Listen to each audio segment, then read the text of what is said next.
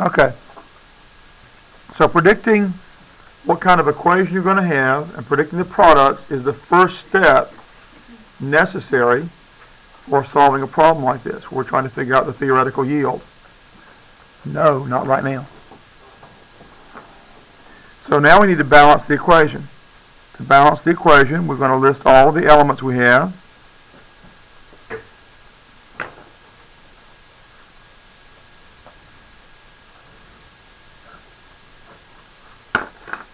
And an atom inventory, we'll count the fact we have 1 nickel, 1 antimony, 3 chlorines on the left, 1 nickel on the right, 1 antimony, and 2 chlorines on the right. So the way to get the number of chlorines balanced, since both the antimony and the nickel are balanced right now, is to put a coefficient of 2 in front of this species that contains the chlorine, and a coefficient of 3 in front of this species that contains the chlorine. And then we're going to recount everything in this formula here, and recount everything that's in this formula here. So we've got 3 nickels over here, and 6 chlorines, and over here we have 2 antimonies and 6 chlorines. So now we just got to get the other 2 elements balanced. We have 3 nickels on the right. To get 3 on the left, we put a 3 here. And let's see, we've got 2 antimonies over here. To get 2 on this side, we need a coefficient of 2 in front of this antimony. And that balances the equation. Alright, so we want to find the theoretical yield and everything else we're going to get from that. So we have to calculate molar mass from this starting amount to a product, and from this starting amount to a product. Since I didn't tell you in this problem, when I wrote it down, what the product was that you wanted to find, we are going to calculate for both products. So you can get an example of this done 2 different ways. Okay? What you're going to find is the limiting reactant and the excess reactant will be the same both ways you calculate it. Doesn't matter. What changes is the amount of theoretical yield if you're going to this product or this product. Okay? So let's first assume that we're looking for nickel chloride. So we're going to start with 3.20 grams of nickel.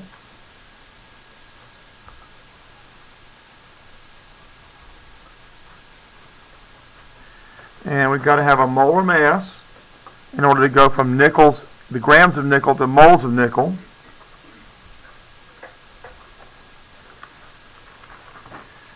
Nickel's atomic mass is 56.6934.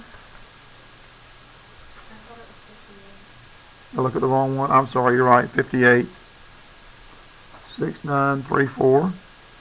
Had to get the prescription of my glasses fixed, huh?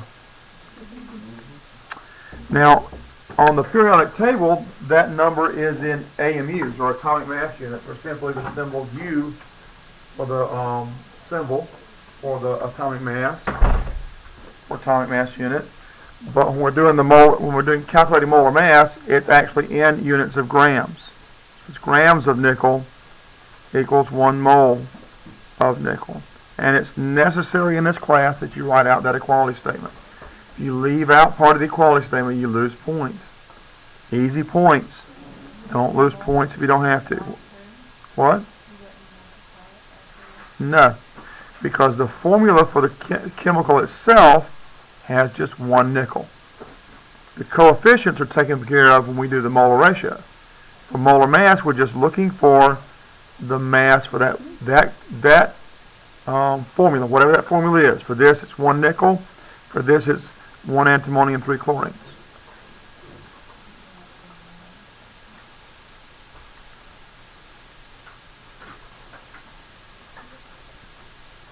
So we want grams to go on the bottom here with nickel, this side of the equality statement, because we want to be able to cancel grams and nickel. And the other side of the equality statement then goes on the top of this conversion unit.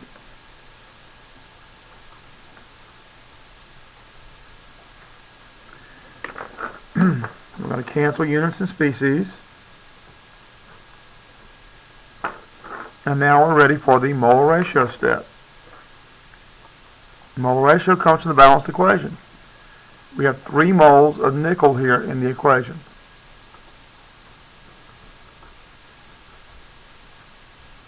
And we have 3 moles of nickel chloride in the equation.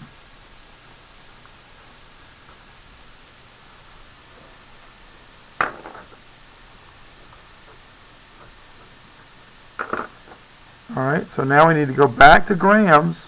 And to get nickel chloride into grams, we have to have the molar mass of nickel chloride.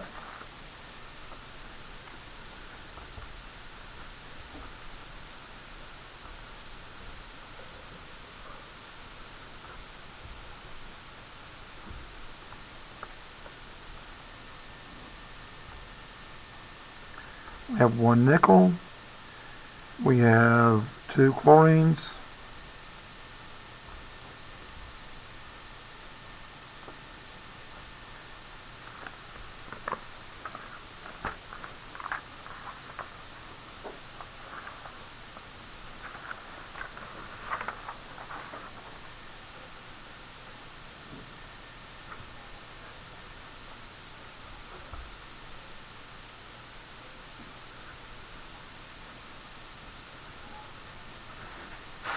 We've got an empty slot over here on the right.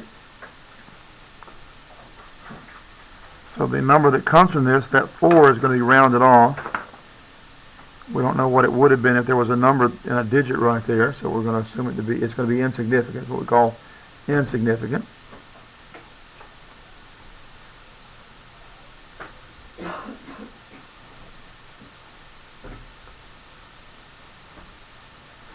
And that's grams of nickel chloride. I'm going to round that off.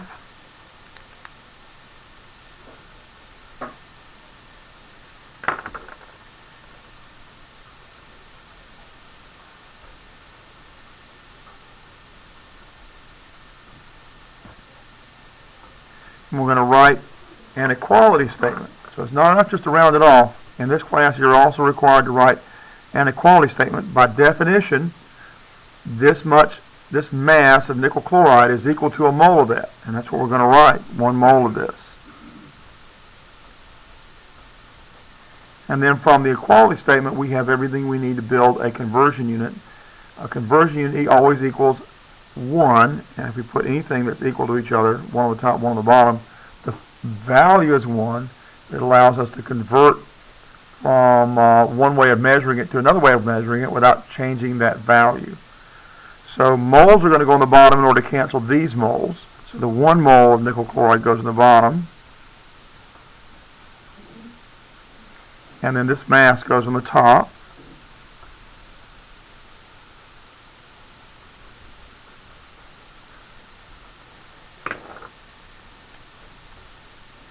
Cancel units and species.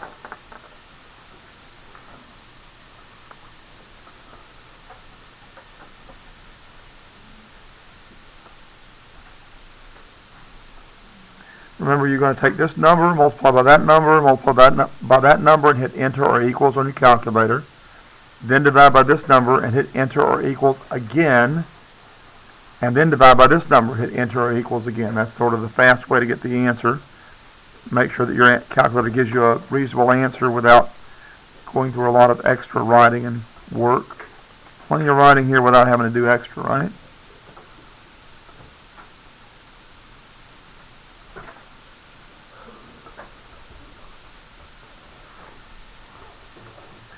I'm going to round it off to 3 digits because this number of the measured and calculated numbers, this one, and this one has the least digits. Counting numbers don't matter because counting numbers are infinitely significant. So this is the one with the least digits of the measured or calculated numbers. So our final answer needs to have the same number of significant digits, and that's 3.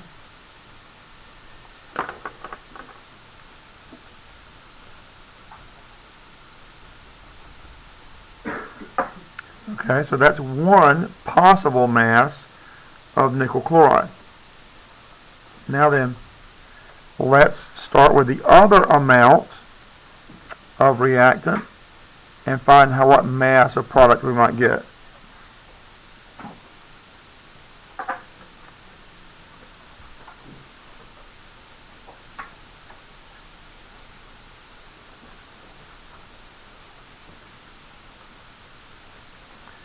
And you said we only had to have one, right?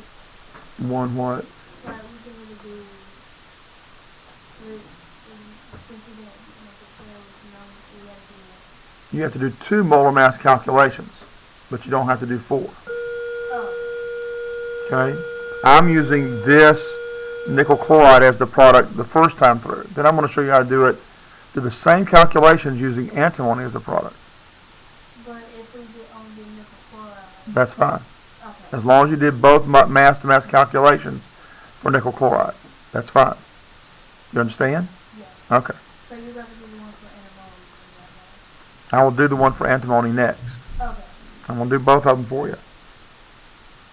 Alright, so the molar mass for antimony chloride, I'm just going to give you the answer. You have to show all the work, okay? In this class, I'm expecting you to show me all of this stuff. Okay, I'm going to show you what the answer is here because we're going to do so much calculations just to get it, kind of move on down the road here.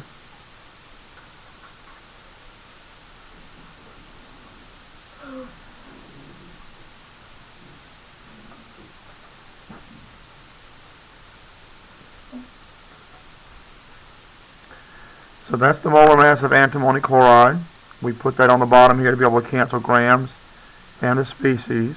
The molar ratio we need, we have 2 moles of antimony chloride and 3 moles of nickel chloride.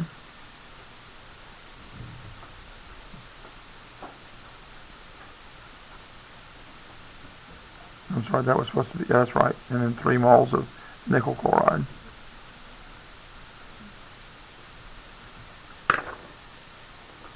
Moles of antimony chloride cancel. And now we need this same molar mass up here, right here, because we're at the point where we have moles of nickel chloride.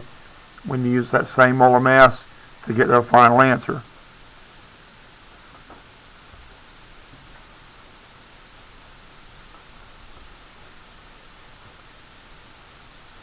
What if you did like the first part of both of the reactions? I'm sorry, I don't understand your question.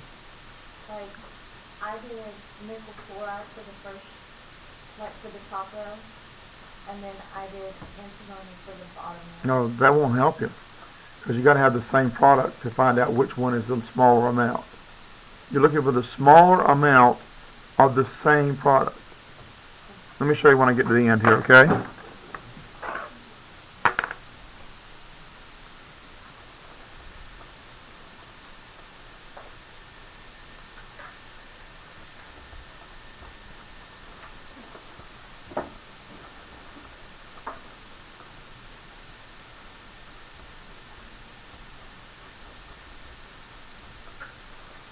Alright, now this time we have 4 significant digits here. 6, 6, 4 is the least of the measured and calculated numbers, so this time we want 4 significant digits. How come we don't do our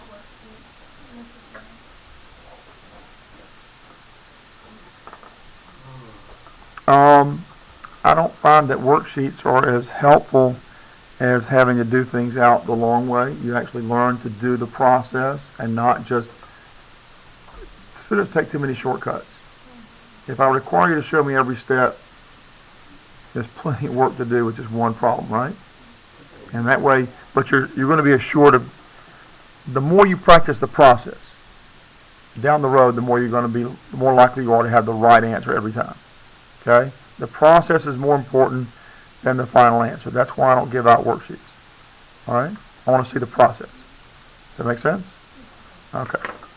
Alright, now, of these 2 answers then, this is the smaller amount of the same product.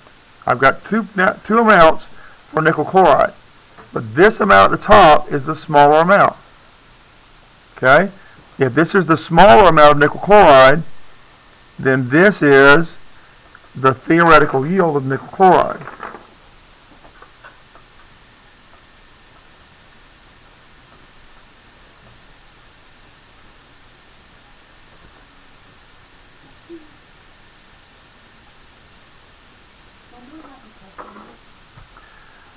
later this week. All right, so this is the theoretical yield. The species we started with to calculate this theoretical yield, in this case, nickel, is the limiting reactant.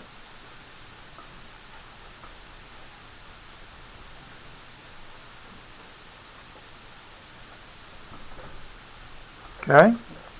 And the species we started with to get the answer we didn't want is the excess reactant. So this is the other species, the one we started with that didn't give us the theoretical yield. So this is the excess reactant.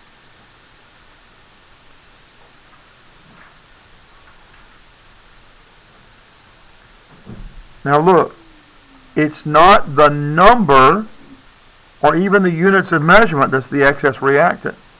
This chemical right here is the reactant. So that's the excess reactant.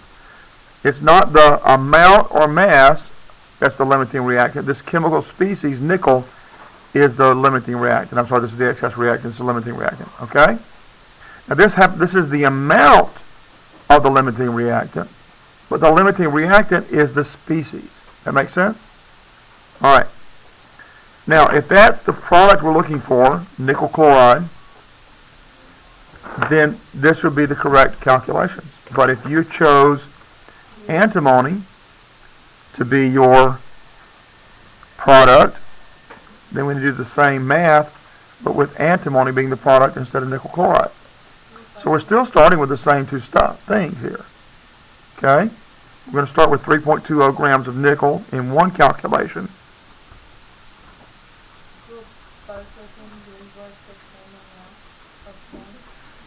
Now let's just wait till we get to the end here and see what happens, okay?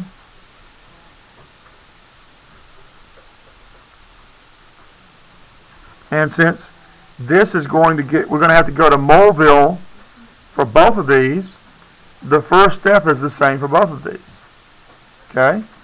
To get nickel into moles, you've got to use the same molar ratio.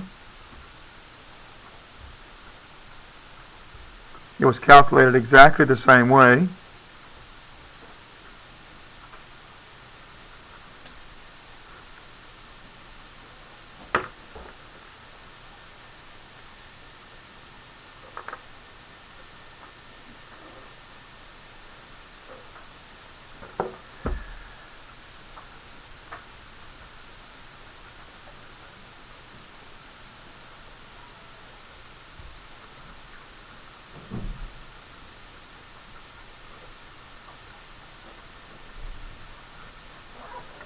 Alright, but this time we're not going to go from nickel to nickel chloride, we're going to go from nickel to antimony.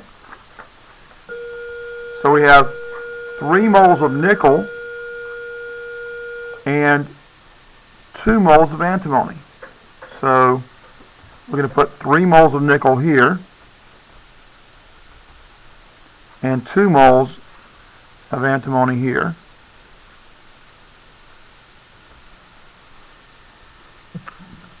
And then for the other equation, we've got 2 moles of antimony and antimony chloride and 2 moles of antimony. So for this other equation down here, to go from antimony chloride, we have 2 moles of antimony chloride here and 2 moles of antimony.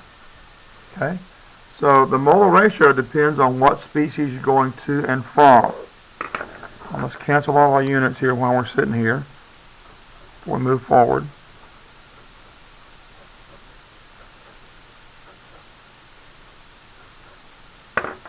All right.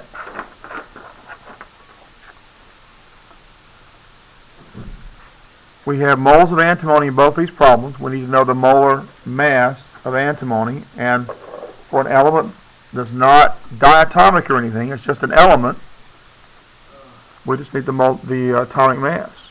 The atomic mass of antimony is 760. So antimony's atomic mass is 121.760. The atomic mass is in atomic mass units, but we're going to make that into grams of antimony and state by an equation here the definition of molar mass. It's equal to 1 mole of antimony. And we're going to use that to build a conversion unit here and here. We want moles of antimony in both these problems on the bottom.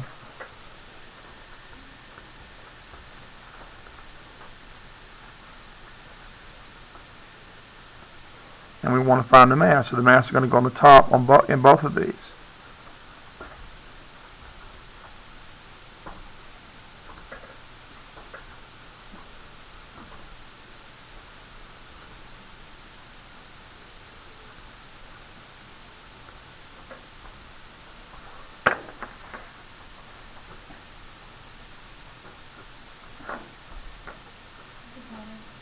Yeah. Yeah, can we stay focused on this right now? This is kind of important here, okay?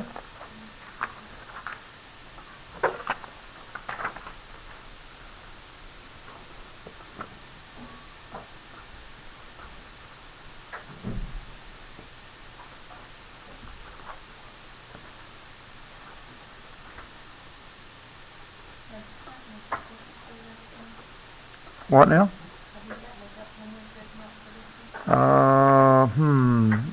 Just hold on to your horses here.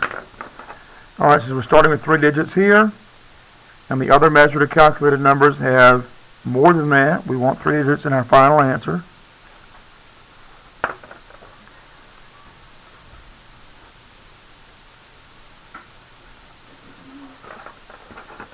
And this second calculation comes out to be 21.350. 26017 grams of antimony. But this time we're starting with 4 digits and have 6 and 6 in the other measured or calculated numbers.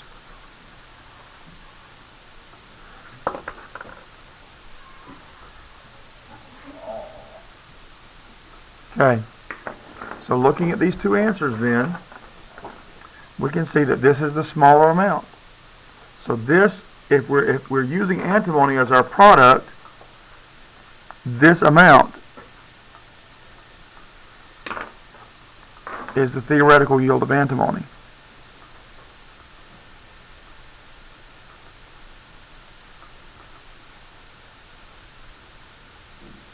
Okay?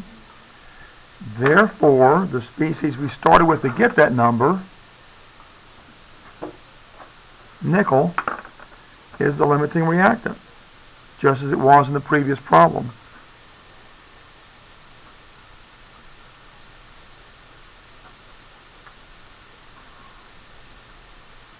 Okay? So regardless of the product, you're still going to get the same limiting reactant. And the other species that we used, but we didn't get the limiting reactant from it, that's the excess reactant.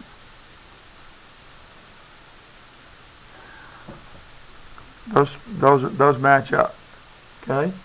The difference is what the theoretical yield is. It depends on the species. So this species theoretical yield is 4.43 grams. This species theoretical yield is 7.07 grams. All right? You with me? Everybody clear on that? Anybody have any questions about how you calculate and determine theoretical yield, limiting reactant, and excess reactant? No? All right. Didn't plan to take these up for a grade today. Okay? Did not plan to take these up for a grade today. Okay?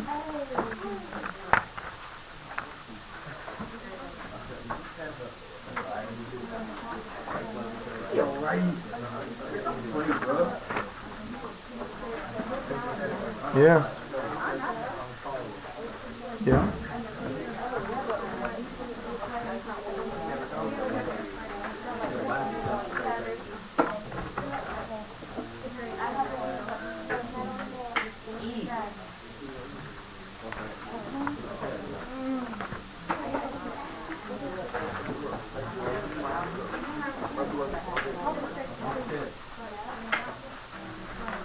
Okay. Let me just enter them.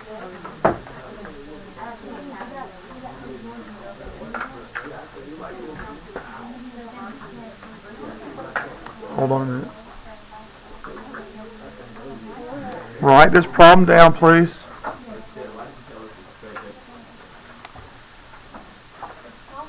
That's what I chose to do.